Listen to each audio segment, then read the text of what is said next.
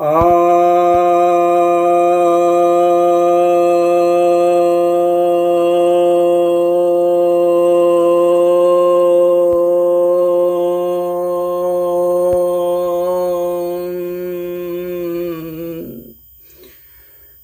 भक्त जनों को सप्रेम नमन। भक्तों, आज मैं आपके समक्ष जो मैंने सीरीज शुरू किया था क्वेश्चनर का, जिसमें कि अल्लाह और ईश्वर के अंतर को बता रहा था मैं। अल्लाह एक बनाम ईश्वर अनंत विषय पर 8 वीडियो बनाए गए थे इसके पहले। यह उस सीरीज का नवा वीडियो है और इसका जो है ये 12वां क्वेश्चन जो है यह मैं आपको सुनाने जा रहा हूं। यह 12वां क्वेश्चन है कि where was he before Muhammad? Why there is no reference of Allah in any literature before 7th century AD? Why he cannot deliver directly? Why he cannot appear? ये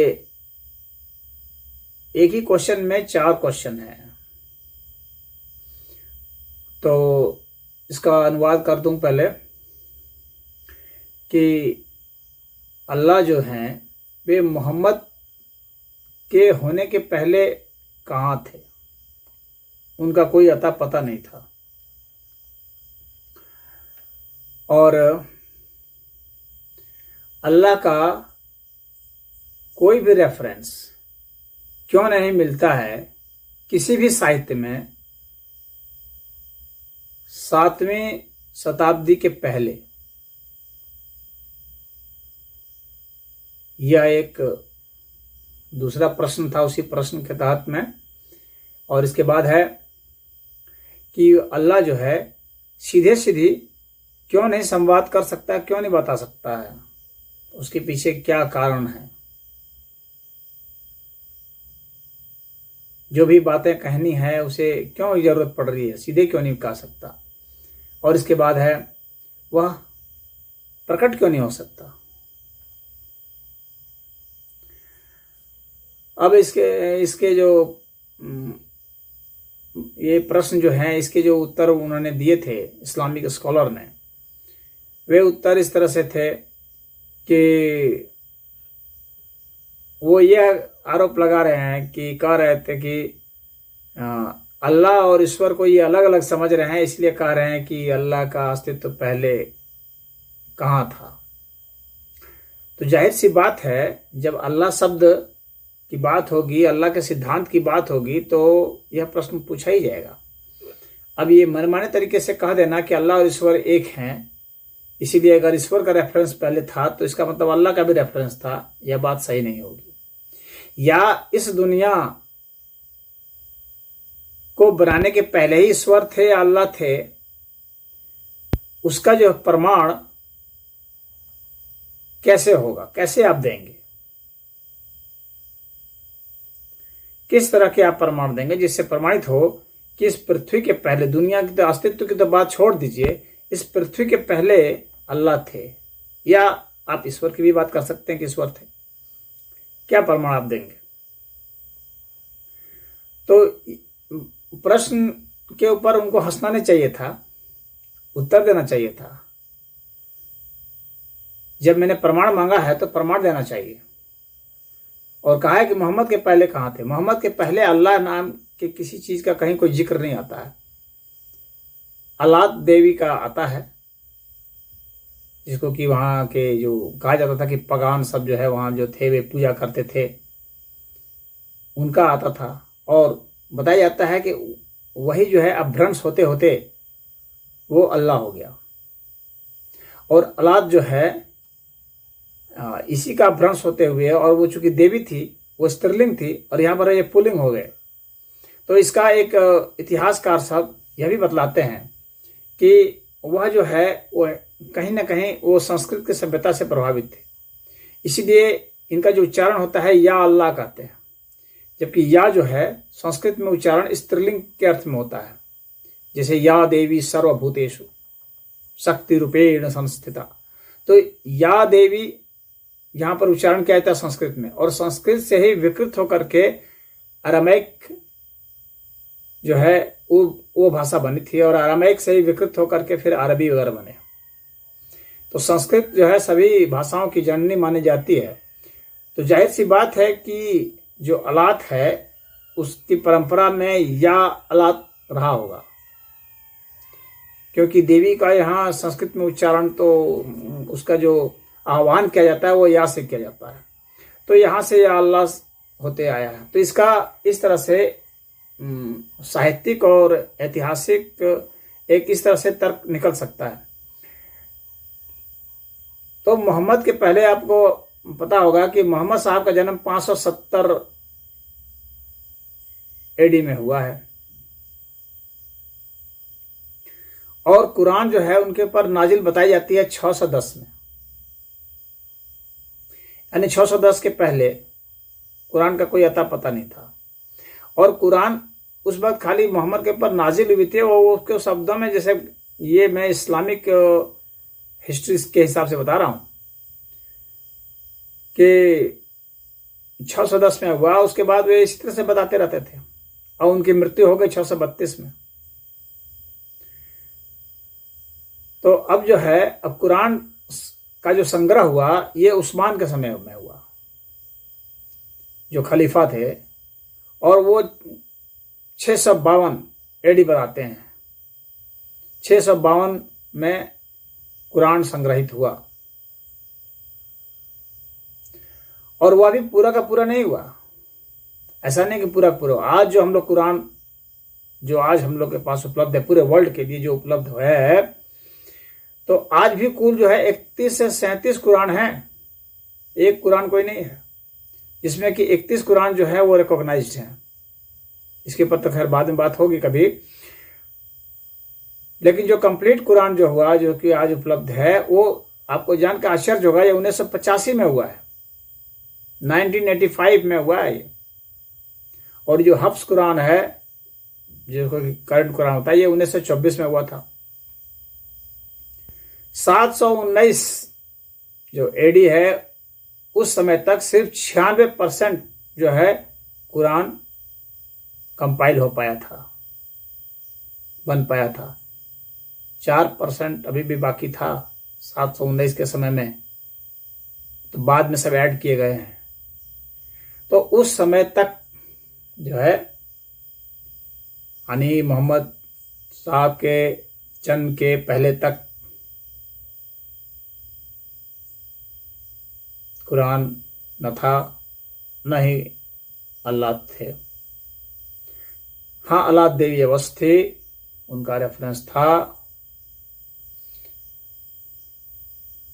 तो ये भी जो या अल्लाह आया है, वो जैसे मैंने बताया या अल्लाह से ही आया है।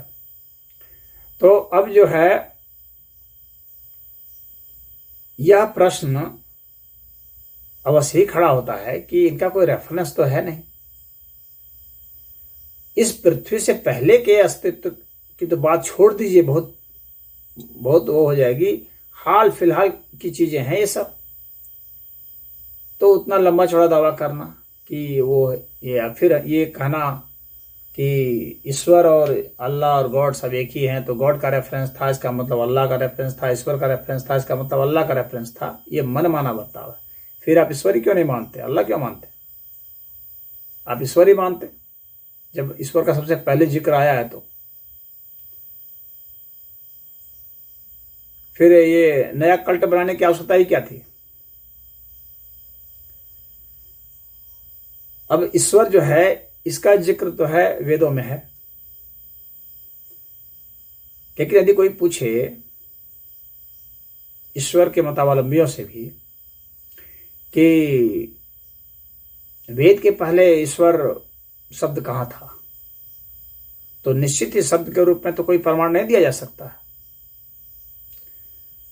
अब ईश्वर जो है अस्तित्वगत कैसे था, इसको जो है हमने समझा है, जो मानव समाज ने समझा है, उसके आधार पर कहा कि ईश्वर थे। रेफरेंस तो नहीं है। तो ईश्वर अस्तित्वगत अर्थ में हम लोगों ने माना कि इसको हम लोग ईश्वर कह सकते हैं। अनंत अस्तित्व को हम लोग ईश्वर कह सकते हैं, हमने टर्मिनोलॉजी बना ली, यह बात अलग है। लेकिन जब से बनाई तभी से तो यह माना जाएगा। तो ईश्वर का अस्तित्व उस समय से ही माना जाएगा। हालांकि ऐसे अस्तित्वगत मामले में तो पहले से था, लेकिन ईश्वर शब्द का जो अस्तित्व है, मैं उसकी बात कर रहा हूं। तो अल्लाह शब्द का जो अस्तित्व है, ये तो हाल फिलहाल का है। तो ईश्वर भले पहले से रहे होंगे, लेकिन ईश्वर शब्द का अस्तित्व कब से था? ये वैदिक समय से ही था। उसी तरह से अल्लाह का अस्तित्व तो अभी खैर प्रमाणित ही नहीं हो पा रहा है, अल्लाह का अस्तित्व। लेकिन अल्लाह शब्द का भी अस्तित्व देखें तो ये हाल फिलहाल का है। तो यही मैंने प्रश्न पूछा था, जिसको वे गोल मटोल करके कि ईश्वर वही है, अल्लाह वही है, ये सोचते हैं अलग अलग है। तो अलग अलग तो भाई, जब उनकी व्याख्या अलग अलग है तो अलग अलग ही मानना पड़ेगा। तो और अल्लाह का अस्तित्व सिद्ध नहीं हो पाता है लॉजिकली और प्रैक्टिकली। प्रयोग से सिद्ध नहीं कर सकते उसे, नए तर्क से सिद्ध कर सकते हैं, तो कैसे माना जाएगा उसको? अब इसके बाद जो दूसरा प्रश्न था कि क्यों नहीं कोई रेफरेंस है अल्लाह का, तो किसी भी लिटरेचर में अगर होता, अगर अल्लाह इतने पॉपुलर होते, इतने लोकप्रिय होते, तो किसी भी साहित्य में होता, बाइबल में होता। लेकिन बाइबल में कहीं कोई अल्लाह नहीं दिखा सकता। या जो धार्मिक पंथ नहीं है वे तो बताते,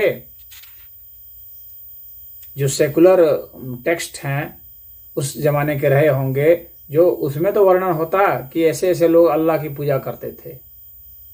लेकिन ऐसा तो किसी टेक्स्ट में नहीं है। और नहीं कहीं कोई आर्कियोलॉजिकल एविडेंस मिला है इस तरह का कि कहीं शिलापट्ट मिला हो, कोई टैबलेट मिला हो, कहीं लोहे में या किसी धातु में उसका वर्णन हो। तो किसी प्रकार का कहीं कोई वर्णन कहीं के भी इतिहास में नहीं मिला है। तो ऐतिहासिक रूप से तो इसकी मान्यता नहीं हो सकती है।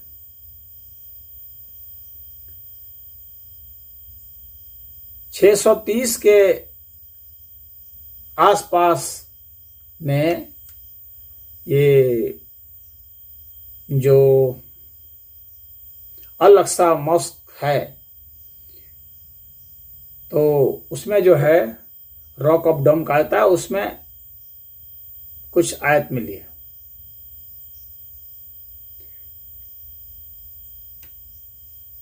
तो 630 के पहले कुछ नहीं है।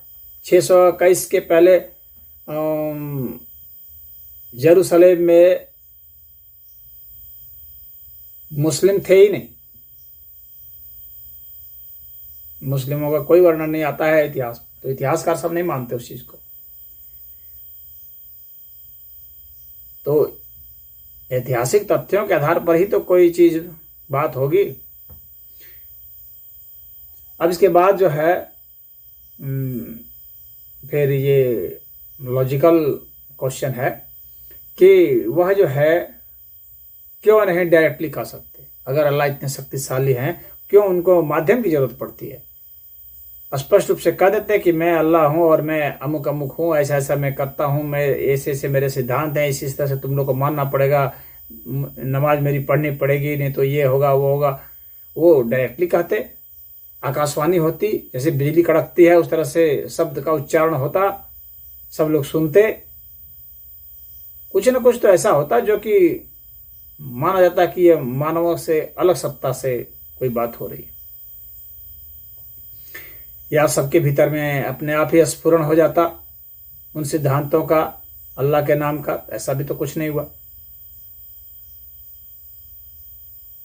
तो यह अल्लाह की अक्षमता मानी जाएगी। अगर अल्लाह है तो फिर उसे पूर्ण शक्तिवान कैसे कहेंगे, सर्वशक्तिमान कैसे कहेंगे? तो उसके अस्तित्व पर भी यहां प्रश्न चिन्ह खड़ा हो जाता है कि वह है भी या नहीं है। इसके बाद है कि वह क्यों नहीं अपीयर हो सकता डायरेक्टली। तो जो आ नहीं सकता, प्रकट नहीं हो सकता सबके बीच में, अपना प्रमाण नहीं दे सकता, अपनी निशानी नहीं दे सकता सीधे सीधे आ करके, जिसे रत्ती भर भी किसी को शक नहीं हो, तो ऐसा कोई प्रमाण नहीं आया। तो डायरेक्टली जब कोई प्रमाण नहीं आता है तो फिर तो प्रश्न तो बनते ही है। फिर तो बात सिर्फ लॉजिक से होगी, और प्रयोग से यदि बात होगी तो फिर आप प्रयोग से सिद्ध करेंगे कि अल्लाह कहाँ है। और यही बात, मैं सिर्फ अल्लाह की बात नहीं कर रहा हूं, यही बात ईश्वर के लिए भी होगी। तो ईश्वर को, तो ईश्वर के विषय में तो जैसे मैंने बताया कि यहाँ के ऋषियों ने बताया है कि ईश्वर अनंत है और हर चीज फिर ईश्वर है। तो फिर वहां पर तो वे तो अपनी बात को कह जाते हैं कि हर चीज जो है ईश्वर है, जबकि आप अपने इस विषय में आप अल्लाह को नहीं कह सकते। जबकि वैदिक प्रणाली तो यही कहती है कि सब चीज ईश्वर ही है, ईश्वर के सिवा कुछ है ही नहीं। तो बात ही खत्म हो गई प्रमाण सिद्ध करने की, सब चीज प्रमाणित ही हो जाती है। लेकिन वहां तो ऐसा नहीं है, आप तो ऐसा नहीं कह सकते कि सब चीज अल्लाह है। आप तो ये कहेंगे कि अल्लाह कहीं एक जगह रहता है, 7वें आसमान पर रहता है। अब वो क्यों नहीं अपीयर हो सकता, ये क्वेश्चन उसके पर आ जाएगा।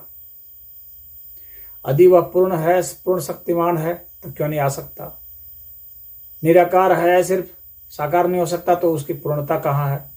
और वह सर्वशक्तिमान नहीं है। फिर जब वो अपीयर ही नहीं हो सकता, प्रकट नहीं हो सकता, तो उसमें प्रकट नहीं होने की वो जो क्वालिटी नहीं है, वो गुण नहीं है, वो क्षमता नहीं है, तो ये सारे दोष जो है उसके ऊपर आ जाते हैं। तो यही प्रश्न मैंने उठाए थे, जिसका उन्होंने समुचित उत्तर नहीं दिया।